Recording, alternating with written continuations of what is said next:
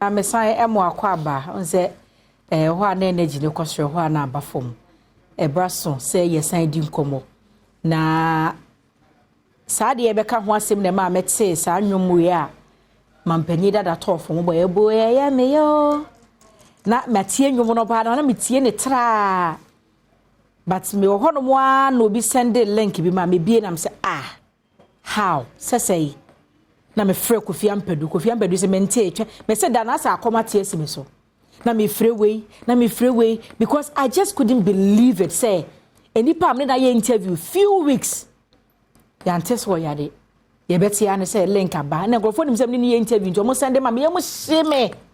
anwumre bi o me se me story jam ma me say ya de na me say omo say Dr. Grace e wu ma me so nim ni pa because me matiri ba Kofi one ne ye adwuma na mama Dr. Grace de na me Kofi ayefro wo ba bie na afi ayesu enso yenim se owo kurade a enkwantu menye yenim se wasom sompa ebre na aso Nyankopon wo kwan a wo fa so eye na ade enti na abusua wa ha officially ye ba bedi ho nkomo nkofo kura busa said Grace gift na egusu aye adwuma bi won ma CEO ne nyakopene na chi agija ana woja na chi mankrofo bi a omo hwe akire yi ama no sanso no akura nim se wo be koma na chi agija na bra wa bre yi enti wo so wo koma na chi agija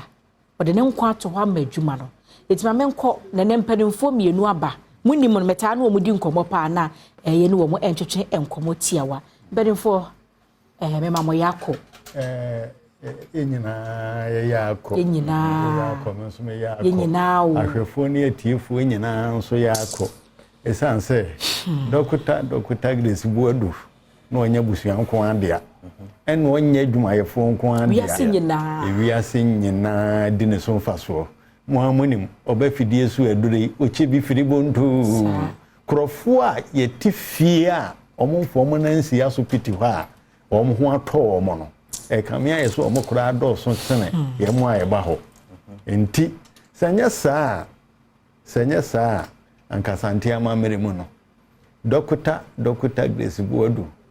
ni nimma obi amfiri mu da enti akanfo kan se sodo ani enti sodo no kienya yie kura ope ya wada bia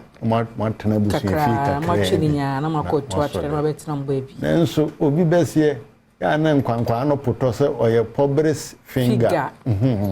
public figure that's what I'm saying enti hunu mpanimfo no amamre ni amane kwa so no omoyi da kora maye se yemfa no ntumpem amadofo ne agyamfo mejam no mehwe nani ase na fe yenkokura no kora ntena se nyayie na iwia ade eche ne kwasi ada so a yakodo nyankompo ase wose papa mu bone mu esase de na se emo nyankompo enti yebu na no esi obenim bosomi a yebisimu ye wura na ye Ghana man se na ye first ojefo na bu ye kan wo china na awotwe me se ne fie enti ne fie china na awotwe na se ye ban ho ano my confuse se ade abrefo ni enti won fa ncheme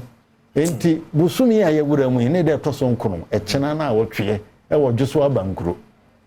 dwoso abankuro no uduru dwoso a wodi ebusasa wo kwa abankuro adwoso man senior secondary school mu ho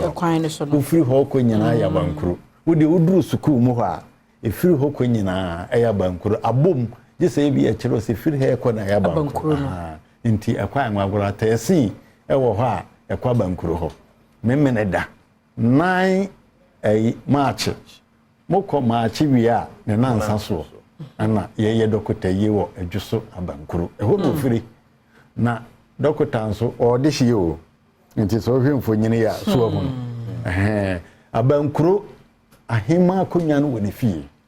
dokota se bisi ni bem de se kronkron bi kura anka da achi bi nyame ma ne tenase ya anko we so ohima ye otehe so ho enti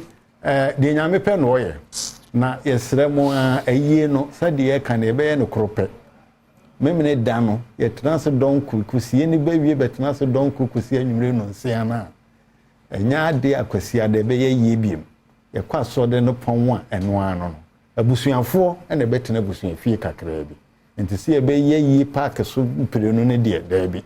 woni so ayi wa adwene so be ba kwasi adade akafra bra memene da ne sa wo meto ayi no na sɛdeɛ ahoɔfɛ wa aka yi kurofo busa paa na ne ɔmatum ɔmo da bi ɛyɛ asopiti yɛtum enye yie asopiti deɛ wobɛde watum ayafoɔ we na ase a yɛhwɛ wɔ mo ene yɛ amene wo kasa obi adura san sɛ so ɔbɛgye ɛkyena obi deɛ bɛsa sɛ mutwi bebra yade ne saa kanya no ho nti efiri hɔ no yesu deɛ nso yɛntum mo da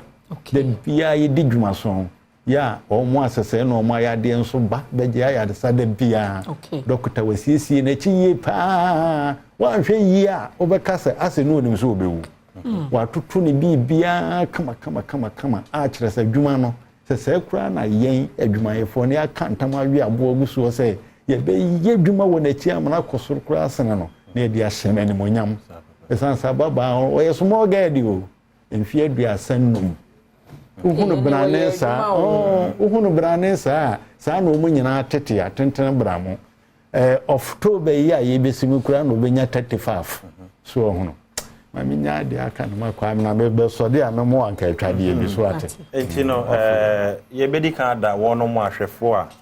ene abusu ewufia omo enya yemu gidie ne doctor tiase wono ne ye adwuma in fact broni be kasa ne legacy ne ma waye etwam ho ye kan ma e de biduru ayaresa eba Ghana hono so abedi dwuma yi pa no ko nanso no na chidie na chiye ye be kan sa eni nchino nkai bo we ne de ba se wono mo a ede duro so agi aduro wo ye nsem no eni de mu a ye be break on the 8th esan se ye ne 9th nchino ya wada ebe ye adwuma ma ebo no numu a yapon ne yatum na efiada no yakwa eye adwoso abankuro na meme da ye kora na chiwi a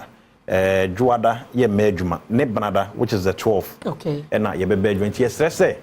the order grows bia free ne ya wote menken de kwa kusi eye na wotwe besim ya wada no mrabeji wodru de ne de na nka ne de beso na wotwe bia 2 weeks time kra no mra megene de essence ye mpese ye be break ne bia ahohiem na dru aha yestremu a wote nkre ya bo bia ma ne bia do de hye aba ye nsem a wogie dru wo ye hwa nyame ya adom a 8th eye ya wada ye ba besimu enwumere nunum ye adwuma wia yapon ye betum efiada meme da kwasiada adwuada ye nya adwuma banada na afi bebie na yaba be ye adwuma na ba ye ba officially also adomfo de ye ne mo na aye adwuma eni nti ye fa sa afidi so ne ase ye adomchi wi ahwefo nyina aye na afi so ye hands officially no ye de aye invitation na ekura wo fei ye de abre mo se mpanin se ba akofo ensi efunu yesre se aka ye mo meboa ye na ye nkura doctor echi ye kura na echi wi a afi adwuma ne nso ye de be ko different level a ye be bo adwuma na ye ba be chedo na manfo nso no enya fa hodie mapa doctor ni so ade hunu ba ko ne se no wo mpese obi yare e begege na ba de na kowu enya de a wo penchi a o ka se bibi si na mpofiri mu na se ni wu achi no adwuma no me yentumu da ye momode enya adwuma na ne titru ye mfa fa hodie emre wo no mo yare nchi yesre wa benya ho kuma se ne importamu fo nyina ye ne ye dwoso abankuro school park abankuro school park ne so a eho ene ye no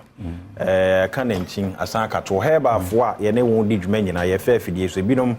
invitation aba amamo ba wo no mo aka nyina na yesre se momra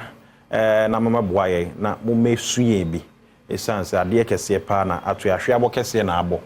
ama ye dupon atutu ti yesre abasa ade aka akire bia so de busuye wi de na ase beba na adwuma ne nso ya to aso nti doctor de mutie nyina officially ye ni kan ma ha yes atese mo ekọ nyina se doctor afiri mu nampa waka nchinagu nyame ya adomo a 9th match ye kora na chi na afi yesi yesu kura ijahem ya ba beto adwuma ne so ofa beche dru na ya sore so krope na mesere mo aye ne ho tutue bia opeso wonya bia ne mo amobege mo adru nyina mo frɛ no mben ba kope cello 54 tele 2 cello tele 54 tele 2 cello tele yesi e frɛ ya de bi infection iwo mu caninasis wo de pu chefrese ne de keka ho nyina wo de panka twade de nsu wo mpa kase emienu pe ne firi ne kofim se ye betum efiada no bo modern fabra new atrimota petroleum ne family love sukunu na ecopotis bra wo de anka twade ne ba ehwa ye de fra bibia ma no de firi bonto dokota ye de che ye de ja no kwan wa mfa hia dokoro wo pa ti mi kotwetwe ya de ahudu me esi awo kora kwan oba bi ho asebe mpreduasa ono ankasa yi na ade ya no anyinya nanim enye bra sa duro na ye de ma wo no dokota wu ye na yenya sa duro no nansa na efiri oso munu na mini na emmom mesremo wure dwaye na wo ko dwade a ya hwe yi pietro a ye hye na dwaye enye fata wuru twa wasene na obeduru dan mu a wasiesie o ye da se nti ampa se Dr. Grace ko Dr. ko ampa so ko onko dedi ebusia hwe de da machi a na chese enya aye se de ebusia se Nyankopon ya dom a ochina na awotwe ombepe no krabre e wajeso de odu ajeso traffic light na se no a e kwan no wada ni fa so no e ho no ma taxi rank wo ho wo se wo kwa benkro ombefa wo no mo de wako de enkokan abusua ho ne nyina ye nkojam ye dofo ye de hye ye maame ya de nyina Badwam so ni ye basia